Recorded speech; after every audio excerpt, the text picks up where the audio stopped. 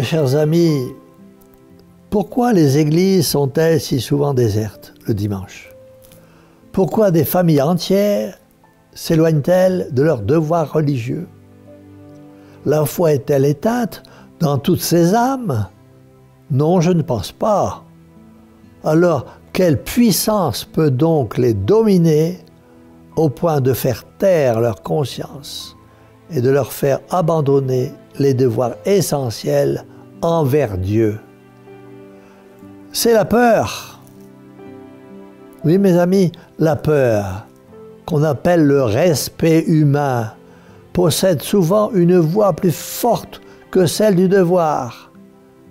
Pour venir à la messe du dimanche, pour venir en pèlerinage, il faut parfois affronter le sourire moqueur des voisins, des amis, parfois même des parents. Pour vivre en chrétien, il faut soutenir une discussion à l'atelier, au bureau, à la ferme, chez le coiffeur ou dans les magasins. Et comme l'imagination grossit à plaisir les difficultés, on a vite fait de capituler devant l'effort qu'il faudrait faire. Le respect humain est un danger qui vous tend ses pièges à chaque instant et en tout lieu. Mes chers amis, aujourd'hui, regardez bien en face celui que je vous signale. Il vous menace, affrontez-le. Il vous avilit, bravez-le par votre courage. Le respect humain, quelle grande misère! Le respect humain, c'est la peur de se montrer chrétien. Vous avez peur, alors vous êtes un lâche. Réfléchissez un tout petit instant. Ou la religion que vous pratiquez est fausse, ou elle est vraie. Si elle est fausse, alors, jusqu'ici, vous n'avez été qu'un sot, et il faut l'abandonner immédiatement. Si elle est vraie, alors, que peuvent vous faire les sourires et les moqueries du voisinage? Vous êtes dans la vérité, et ceux qui se moquent sont dans l'erreur. Non seulement vous n'avez pas à rougir, mais vous devez être fiers de votre foi, de votre titre de chrétien.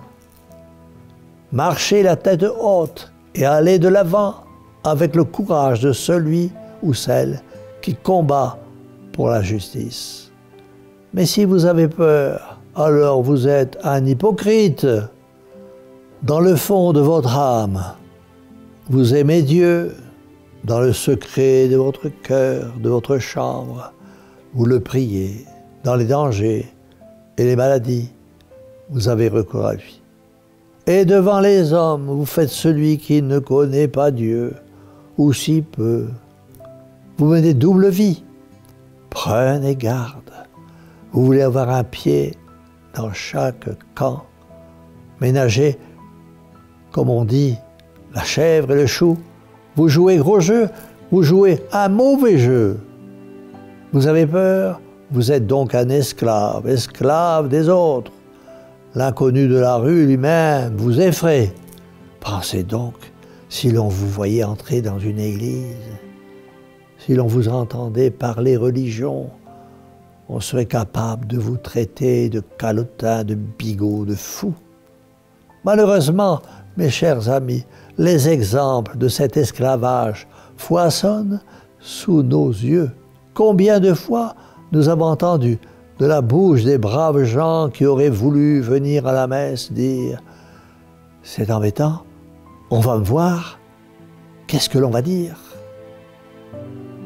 Si vous avez peur, mes amis, alors vous êtes un apostat.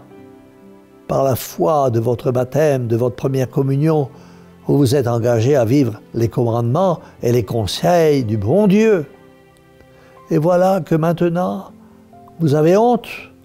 Honte de les mettre en pratique, honte d'être chrétien, honte d'aimer le bon Dieu, ce Dieu qui vous a tant aimé.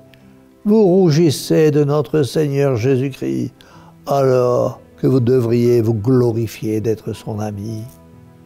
En fait, vous le reniez par tout votre comportement.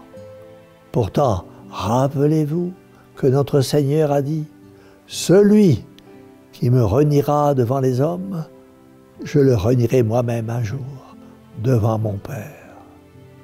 Mes chers amis, de qui avez-vous peur? De quoi avez-vous peur? Vous avez peur surtout de ces gens que vous côtoyez chaque jour et qui, malheureusement, ne partagent ni vos croyances, ni vos pratiques religieuses. Vous avez donc peur des gens qui sont moins bons que vous, puisqu'ils vivent sans Dieu, pour la plupart.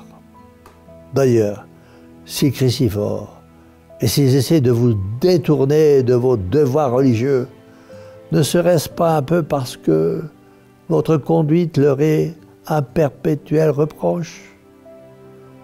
Ne croyez pas gagner leur bonne grâce en les écoutant. Ils attendent votre chute pour s'amuser davantage et vous mépriser. N'est-il pas vrai, mes amis, que vous n'osez pas toujours vous montrer ici même tel que vous êtes? N'est-il pas vrai qu'à certains jours, vous redoutez de paraître trop bon, trop chrétien? Vous n'êtes pas des hommes si vous tremblez. D'ailleurs, qui donc ici oserait se moquer de la piété d'un ami? Celui-là vraiment ne serait pas à sa place et oublierait le but que nous poursuivons, la gloire de Dieu et le salut des âmes. Mes amis, montrez à tous que vous êtes des hommes et des femmes de volonté et que rien ni personne ne pourra vous détourner de notre Seigneur Jésus-Christ. Dans les moments difficiles, vous serez tentés par le respect humain, donc tentez de renier votre Sauveur. Invoquez la Vierge Immaculée. Priez-la de vous donner la force de témoigner de votre foi, quoi qu'il puisse vous en coûter. Prenez donc, mes chers amis, la très sainte Vierge par la main. Reposez votre tête sur son cœur douloureux et immaculé. Restez fort et ferme dans la foi des pères, des papes, des saints et des martyrs.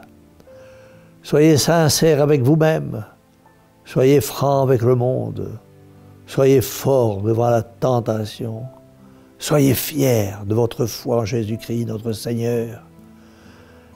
Notre Seigneur se chargera lui-même de vous récompenser. Mais n'oubliez pas, mes chers amis, la parole terrible de notre Seigneur. Celui qui me reniera devant les hommes, je le renierai moi-même un jour devant mon Père. C'est pourquoi, pour être de véritables témoins qui n'ont pas peur d'exprimer leur foi, demandez donc l'aide si efficace de la Vierge puissante. Et disons tous ensemble, ô Marie, Mère au cœur douloureux et immaculé, sauvez-nous. Et que la bénédiction du Dieu Tout-Puissant, Père, Fils et Saint-Esprit, descende sur vous tous et demeure à jamais. Ainsi soit-il.